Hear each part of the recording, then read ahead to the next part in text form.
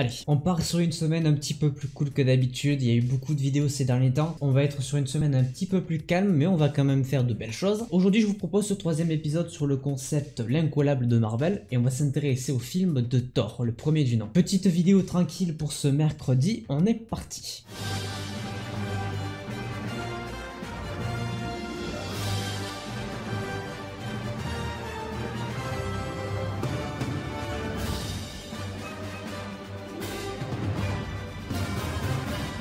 Le film est sorti en 2011, c'est le troisième super-héros qui a été intégré à l'univers du MCU. Le premier ça a été Iron Man, le deuxième Hulk. D'ailleurs Hulk j'ai toujours pas fait son quiz parce que c'est un des films que j'ai le moins vu, donc j'attends, faut que je le regarde peut-être plusieurs fois encore pour vraiment l'apprécier dans son entièreté, même si j'ai beaucoup de mal avec ce film. Mais aujourd'hui on s'attaque à Thor, un personnage que j'aime beaucoup, que je connais presque par cœur je pense, qui fait partie de mes 3 super-héros préférés. En globalité ça va être plutôt facile, même si le premier je ne l'ai pas vu tant que ça. Enfin bref, ne perdons pas une seconde de plus. Première question, Odin est le père de Asgard, toutes choses, tous les univers, ou d'Yggdrasil. En soi c'est vrai que c'est le père d'Asgard, mais on dit que c'est le père de toutes choses. C'est comme ça qu'on appelle Odin, on dit qu'Odin est le père de toutes choses. Qui est le compagnon gourmand de Thor? Là par contre c'est un truc que je connais pas. Sif, donc Sif non parce que c'est la fille. Il me semble que c'est celui qui a la barbe. Fandral, il me semble que c'est celui de gauche, le blond, de mémoire. Ça se joue entre Ogun et Volstagg. C'est peut-être Volstagg, mais je pense que c'est Ogun, à voir. Comment se nomme la bande de Thor qui l'accompagne lors de chaque bataille?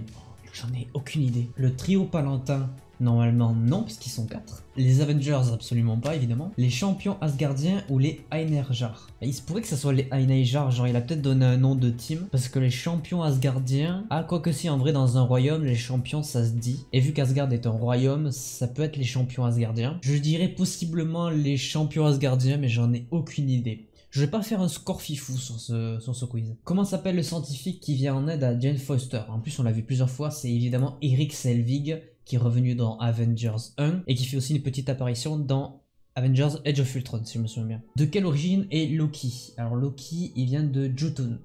C'est un Jotunheim. Il vient de la planète Jotun, j'en mettrai ma main à couper. Qui est le roi de Jotunheim? Bon, au moins déjà on a la confirmation que Loki a comme origine Jotun. Le roi c'est Lofrey, normalement, c'est sûr c'est Lofrey.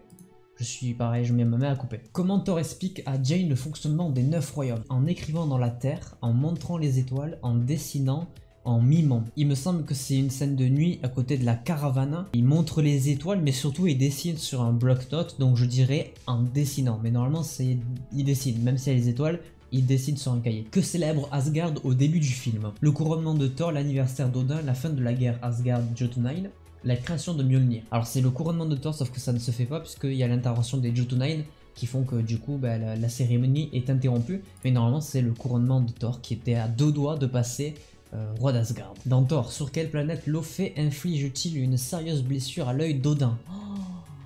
Oh, j'en ai aucune idée. Jotunheim, Midgard, Asgard ou Vanaheim? Alors je pense que c'est Vanaheim, c'est sûr que c'est pas Midgard puisque Midgard c'est la Terre, mais je suis persuadé que ça peut pas être Asgard ou Midgard, donc je dirais Vanaheim.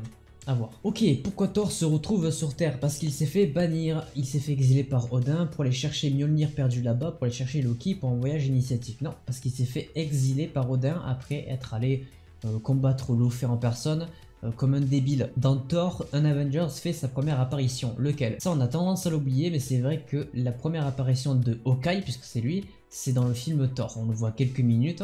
Mais le tout premier film où il apparaît, ce n'est pas Avengers, mais Thor. Donc c'est Hawkeye. Qui est Coulson? Bah c'est Phil Coulson.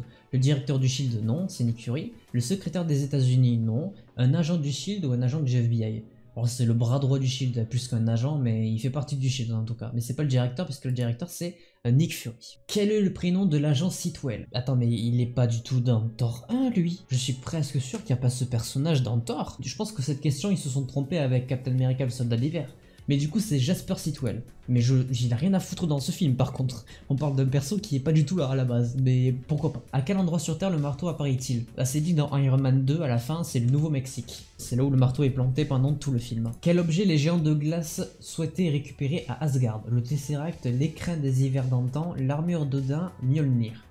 Bah c'est l'écrin des hivers, c'est le truc qui permet de geler et que Loki utilise notamment sur Heimdall à la fin de Thor. Mais ce qui est sûr c'est que c'est pas le Tesseract et que c'est l'écrin. Quelle est la fonction principale de Heimdall? Protecteur des 9 royaumes, protecteur des âmes, chef des armées d'Asgard, gardien du Bifrost. Il est évidemment gardien du Bifrost. C'est lui qui permet l'entrée et sortie de tout ce qui entre et sort d'Asgard finalement. Qui est Frigga? C'est la mère de la mère de Thor, mais du coup l'épouse d'Odin, qui malheureusement se fait quick dans le 2, qui décide de détruire le pont du Bifrost. Donc ça c'est la scène finale du 1, ce n'est pas Odin, puisque Odin sauve Thor et Loki. Loki décide de sauter dans le vide, Heimdall il est gelé, je crois qu'il n'a pas encore été dégelé. C'est Thor qui décide de sacrifier entre guillemets sa venue sur Terre en détruisant le pont, ce qui du coup détruit un petit peu le Bifrost. Qui élimine les géants de glace qui se sont introduits dans Asgard au début de Thor? Heimdall, Loki, le Destructeur ou Thor? Eh bien c'est le Destructeur, c'est comme ça qu'on nous présente ce personnage. Ça disent clairement que par la suite,